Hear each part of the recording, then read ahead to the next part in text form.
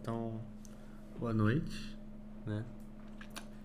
Eu me chamo Eduardo de Mello e tá aqui a minha apresentaçãozinha sobre sistemas de arquivos dessa matéria nossa de sistemas operacionais, tá? É uma apresentação bem rapidinha e bem tranquila, só para entender os conceitos.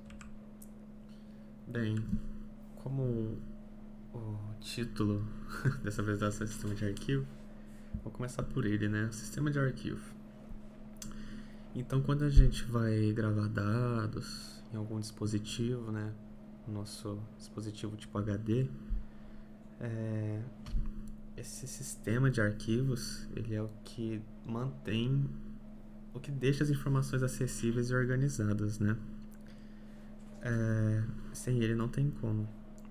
Então, ele meio que faz com que as informações sejam acessíveis e organizadas, né? Então, ele que vai determinar como é que as informações podem ser guardadas, acessadas, apagadas, sei lá, nomeadas, sem nomeadas, enfim, né? Então, é o que vai deixar, né? É o que vai facilitar a manipulação de dados. Sobre o sistema de arquivo, a gente tem aqui 5 grupos, 8, né, tipos de sistema de arquivos. A gente vai passar rapidinho por cada um deles. Vou começar pelo FAT. Ele tem esse nome, né, File Allocation Table, que é tradução meio que tabela de alocação de arquivos, né? Mais tarde a gente vai ver o porquê desse nome. Mas ela começou lá em 77 pelo MS-DOS e meio que morreu ali por 95, no Windows 95, obviamente. Então a gente pode perceber que ele é da Microsoft, né? Então, como o nome já diz, da table, né, ele vai usar uma tabela que vai indicar onde vai estar cada um dos dados, né, de cada arquivo. Mas por que ele faz isso, né? Porque o espaço que está destinado ao armazenamento, ele funciona em blocos, né? Ele é dividido em blocos.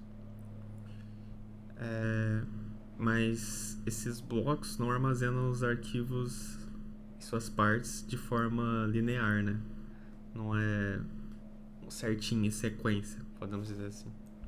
Então a gente vai usar essa tabela para ver a posição de cada um, né? Para acabar não perdendo, tudo mais. As ramificações tem mais, viu? Mas a gente vai falar só sobre essas duas. Tinha o FAT12 também, que não ficou tão famoso, mas vamos começar pelo 16, né? Ele tem esse 16 no nome porque ele utiliza 16 bits para o endereçamento, né, dos dados. Então, se a gente pegar esse 16 e elevar ao 2 por causa do endereçamento, a gente vai resultar em 65.536 clusters, né? Que vai ser o que o FAT16 vai utilizar, né? E cada cluster pode ter cerca de pode ter certamente 32 kilobytes de tamanho, né? Então, se a gente pegar todos esses clusters e multiplicar por que cada um tem de tamanho, a gente vai chegar nesse resultado de 2 GB, que é a capacidade, então, né, desse FAT16. Pra gente ver o FAT32, realizando esses mesmos cálculos, né, ele vai ter cerca de 28 teras de capacidade. Aquele 1 ali depois do FAT32 foi um errinho, tá? Me perdoe. Mas ignorando ele, logo abaixo temos 28 teras, que são a capacidade. Se você realizar os mesmos cálculos, não vai dar 28 certinho. Mas o que acontece? O FAT32 ele é calculado considerando apenas 28 bits, né? Que foi o jeito que a Microsoft fez. E a gente tem que ter o 2 elevado a 32 como quantidade máxima de setores, não de clusters. Isso impacta também um pouco no cálculo, fazendo um vezes 0,5 ali, tudo mais, ou seja, meio que dividido por 2, né, tudo mais. Mas enfim, cada um deles com a sua própria capacidade, né.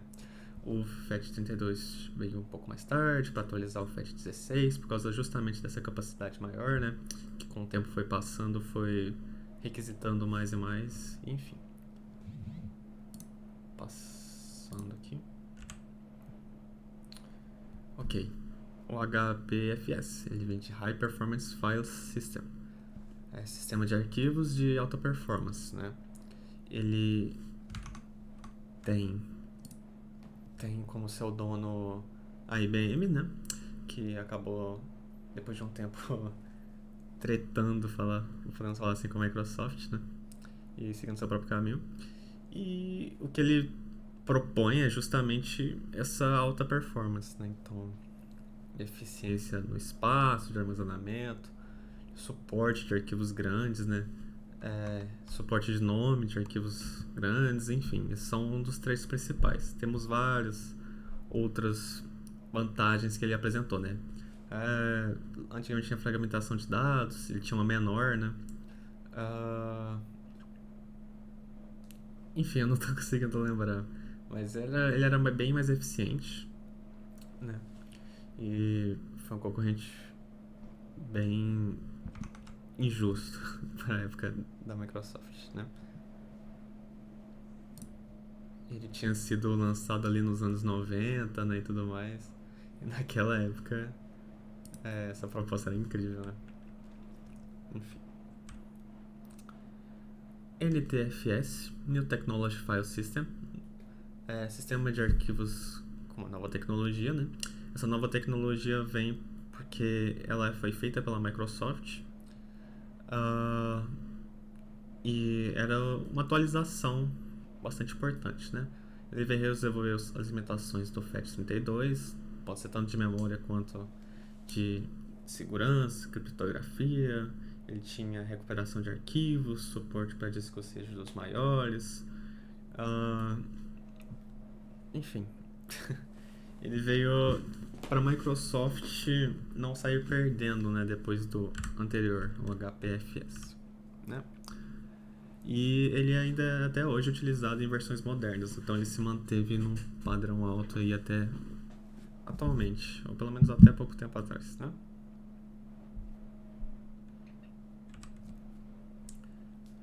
Ok, esse é do Linux.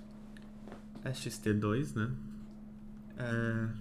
Sistema de arquivos estendido segundo estendido, enfim. Ele tem esse 2 porque ele é o segundo, tá? O primeiro não foi tão marcante, mas a partir do segundo ele começou a se destacar. Ele tem como sua principal função ports de USB, né?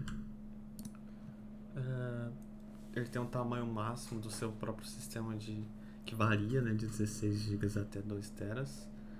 E o tamanho de arquivos que ele permite vai de 2 teras a 32 teras, né? Third Extended File System, que é em sequência. Ele tem um diferencial que ele permite esse journaling. Esse journaling ele é muito importante em casos de queda de energia, né? Se perde contato, alguma coisa assim. O que ele faz? Ele salva em um lugar chamado journal do computador as alterações feitas em algum arquivo, alguma coisa. Aí caso você, por exemplo, sua máquina perde energia, né? Ele retorna para o estado anterior, para o último salvo, né? Então isso é muito bom para caso você não perca tudo. O tamanho vai ser o mesmo do XT2, né? Mas ele traz essa atualização, que foi uma das mais marcantes, né? O fourth, que seria o quarto, a sua atualização importante é que ele permite tamanhos maiores, né? Então, o seu sistema de arquivos permite até 1 exabyte, que é muita coisa, é absurdo. E os seus arquivos, né? que ele suporta dentro de armazenar seria de 16 GB, que é igual aos outros, mas vai até 16 teras, vai bem além, né? E o Apple File System, né? Que é um sistema padrão desenvolvido pela Apple, né? Que é utilizado até hoje. Suas qualidades são alguns padrões, né, que a gente espera hoje em dia. Seria, por exemplo, criptografia nativa, otimização para armazenamento flash, capacidade de armazenamento que se sustente hoje em dia e tudo mais. E, bem, a minha apresentação é isso e espero que tenham gostado. Até mais.